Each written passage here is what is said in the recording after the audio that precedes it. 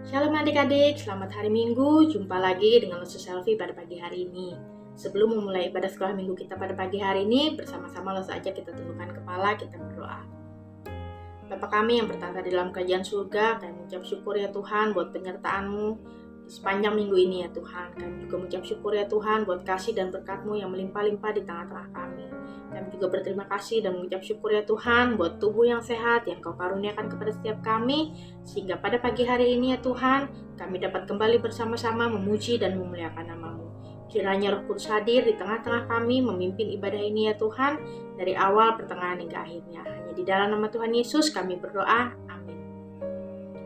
Bersama-sama kita akan menyanyikan satu pujian, Oleh Kasih Tuhan.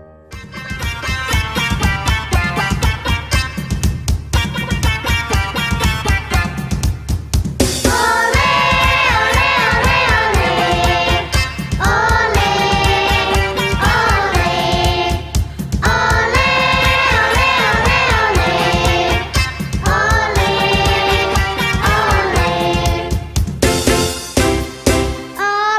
kasih Tuhan, aku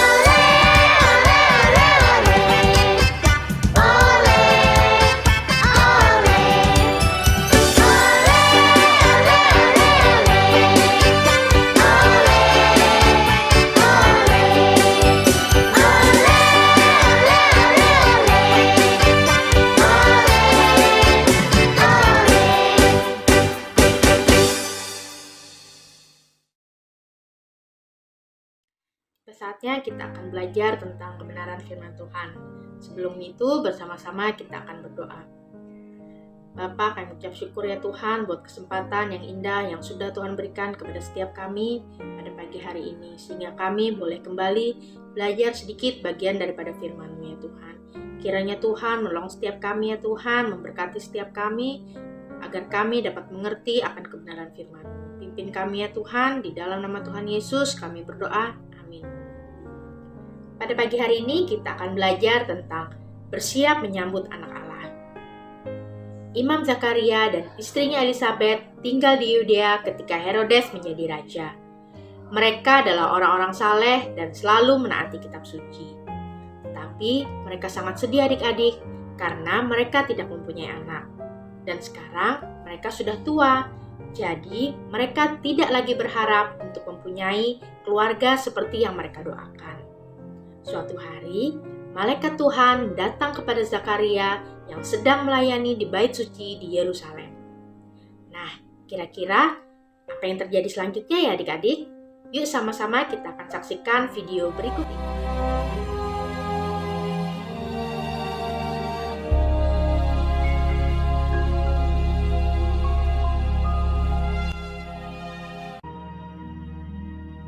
Pada zaman Herodes, Raja Yudea, adalah seorang imam yang bernama Zakaria, istrinya namanya Elizabeth. Keduanya adalah benar di hadapan Allah dan hidup menurut segala perintah dan ketetapan Tuhan. Tetapi mereka tidak mempunyai anak sebab Elizabeth mandul dan keduanya telah lanjut umurnya. Pada suatu kali, waktu tiba giliran rombongannya, Zakaria melakukan tugas keimaman di hadapan Tuhan. Dialah yang ditunjuk untuk masuk ke dalam bait suci dan membakar ukupan di situ. Maka tampaklah kepada Zakaria seorang malaikat Tuhan berdiri di sebelah kanan mezbah pembakaran ukupan. Melihat hal itu, ia terkejut dan menjadi takut.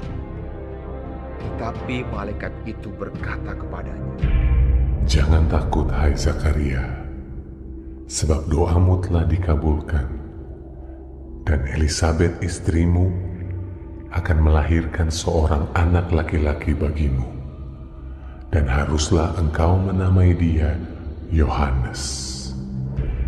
Engkau akan bersuka cita dan bergembira.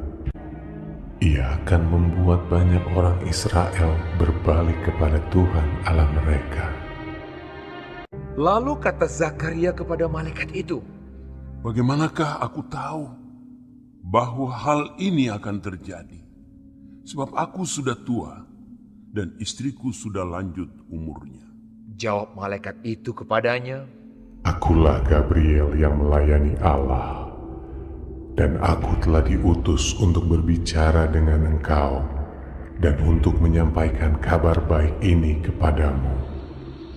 Sesungguhnya, engkau akan menjadi bisu dan tidak dapat berkata-kata sampai kepada hari di mana semuanya ini terjadi, karena engkau tidak percaya akan perkataanku yang akan nyata kebenarannya pada waktunya." Sementara itu seluruh umat berkumpul di luar dan sembahyang. Waktu orang banyak menanti-nantikan Zakaria, mereka menjadi heran bahwa ia begitu lama berada dalam bait suci. Ketika ia keluar, ia tidak dapat berkata-kata kepada mereka dan mengertilah mereka bahwa ia telah melihat suatu penglihatan di dalam bait suci. Lalu ia memberi isyarat kepada mereka, sebab ia tetap bisu. Ketika selesai jangka waktu tugas jabatannya, ia pulang ke rumah. Beberapa lama kemudian Elizabeth istrinya mengandung, dan selama 5 bulan ia tidak menampakkan diri. Katanya, "Inilah suatu perbuatan Tuhan bagiku. Dan sekarang ia berkenan menghapuskan aibku di depan orang. Kemudian genaplah bulannya bagi Elisabet untuk bersalin. Dan ia pun melahirkan seorang anak laki-laki. Ketika tetangga-tetangganya serta sanak saudaranya mendengar bahwa Tuhan telah menunjukkan rahmat-Nya yang begitu besar kepadanya, bersukacitalah mereka bersama-sama dengan dia. Maka datanglah mereka pada hari yang ke-8 untuk menyunatkan anak itu, dan mereka hendak menamai dia Zakaria menurut nama bapaknya. Tetapi ibunya berkata, Jangan, ia harus dinamai Yohanes. kata mereka kepadanya. Tidak ada di antara sanak saudaramu yang bernama demikian. Lalu mereka memberi isyarat kepada bapaknya untuk bertanya nama apa yang hendak diberikannya kepada anaknya itu. Ia meminta batu tulis, lalu menuliskan kata-kata ini. Namanya adalah Yohanes.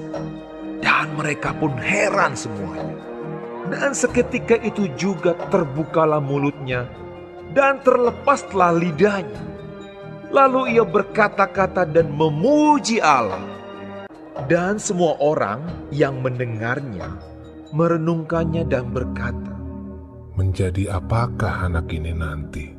sebab tangan Tuhan menyertai dia. Dan Zakaria ayahnya penuh dengan Roh Kudus lalu bernubuat. Katanya, Terpujilah Tuhan Allah Israel, sebab ia melawat umatnya dan membawa kelepasan baginya. Dan engkau, hai anakku, akan disebut Nabi Allah yang Maha Tinggi, karena engkau akan berjalan mendahului Tuhan untuk mempersiapkan jalan baginya, untuk memberikan kepada umatnya pengertian akan keselamatan yang berdasarkan pengampunan dosa-dosa mereka. adapun anak itu bertambah besar dan makin kuat rohnya. Dan ia tinggal di padang gurun sampai kepada hari ia harus menampakkan diri kepada Israel. Yohanes memakai jubah bulu unta dan ikat pinggang kulit, dan makanannya belalang dan madu hutan.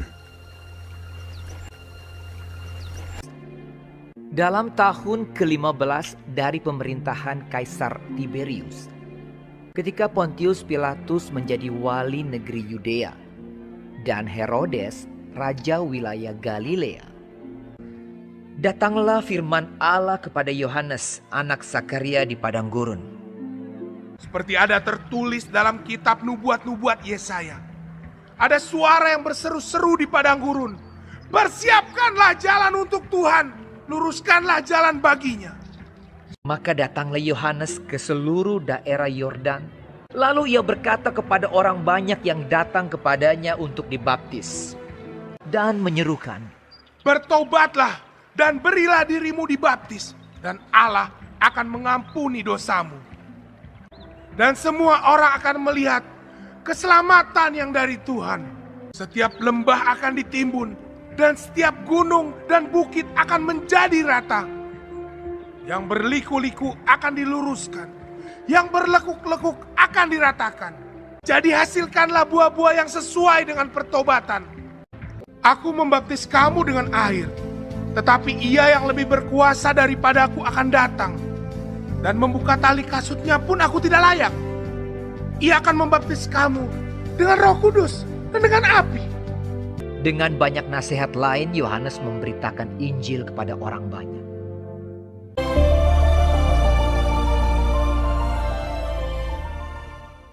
Adik-adik, ayat hafalan kita pada minggu ini terambil dari Maleakhi pasal 3 ayat 1a.